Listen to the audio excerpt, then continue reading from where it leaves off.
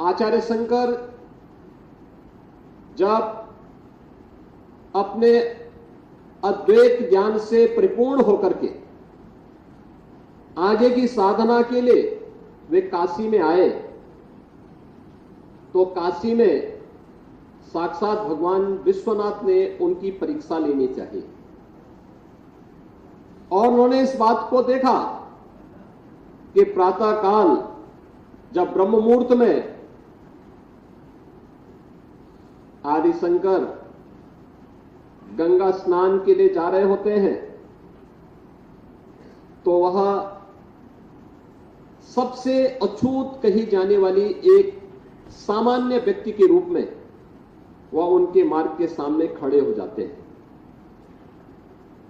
तो स्वाभाविक रूप से आदि शंकर के मुंह से निकलता है, हटो, मेरे मार्ग से हटो।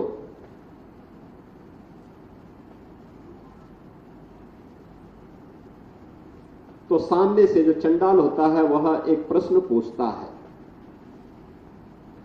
कि आप तो अपने आप को अद्वैत ज्ञान के मर्मज्ञ मानते हैं, आप किसको हटाना चाहते हैं? आपका ज्ञान क्या इस भौतिक काया को देख रही है, इस भौतिक काया के अंदर बसे हुए ब्रह्म को देख रही है?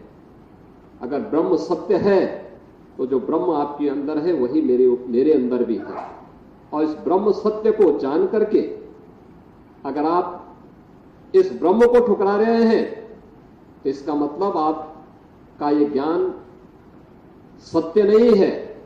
तो उन्होंने, कोई भौचक थे, एक चंडाल के मुंह से इस प्रकार की बात। उन्होंने कहा कि आप कौन हैं, मैं जानना चाहता हूं।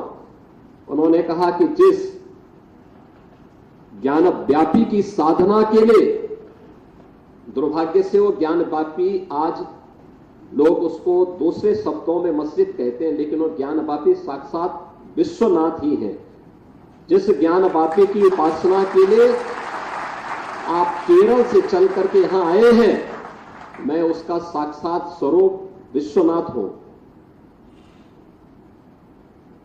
तो वह उनके सामने नतमस्तक होते हैं और उन्हें इस बात का पश्चाताप होता है कि नहीं, ये जो भौतिक अस्पृश्यता है यह न केवल साधना के मार्ग का सबसे बड़ी बाधा है, बल्कि राष्ट्रीय एकता और अखंडता की भी सबसे बड़ी बाधा है।